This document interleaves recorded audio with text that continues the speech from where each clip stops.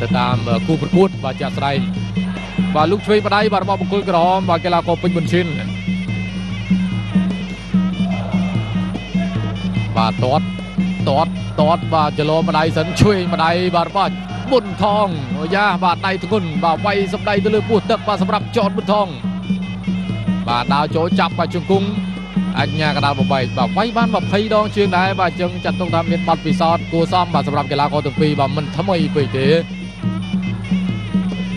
បាទហើយបាទកំណត់ត្រាឈ្នះចាញ់បាទជារឿងធម្មតាបាទកីឡាករណាក៏មានឈ្នះបាទកីឡាករណាក៏មានចាញ់បាទប៉ុន្តែភាគច្រើនបាទគេចូលចិត្តសន្សំបទពិសោធន៍ឈ្នះបាទទាត់មួយជើងត្រង់នេះរបស់ចតប៊ុនថងបាទទៅចំតឡោបការពាររបស់ពេជ្រប៊ុនឈិន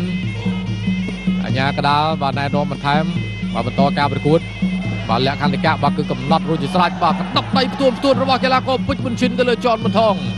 ថែមជង្គង់មួយទៀតអត់អីតែចតប៊ុនថងបាទដូចចង់វេទៅហើយត្រង់នេះបាទស្ទូចូលចាប់ប៊ុនឈិនក៏សម្លឹងឃើញចំណុចខ្សោយមួយដៃស្ដាំ2ដៃ3ដៃ4ដៃ5ដៃ6ដៃ6ដៃស្ដាំថែមជង្គង់ឆ្វេងមួយទៀតអូ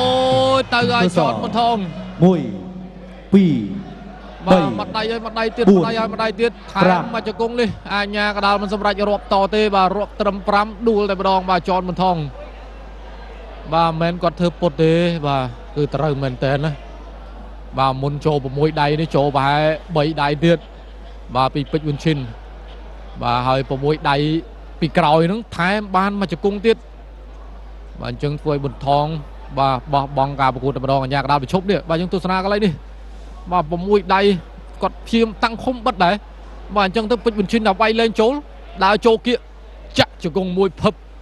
ទៅតែម្ដងបាទ6ដៃនោះប្រហែល3ដៃដបងចូលបាទ3ដៃបន្ទាប់ប៊ុនថងគាត់បិទបាទដល់ពេលដែលបិទអញ្ចឹងបាទប៊ុនឈិនលែងវាយបាទចូលចាប់ជង្គង់វិញបឹប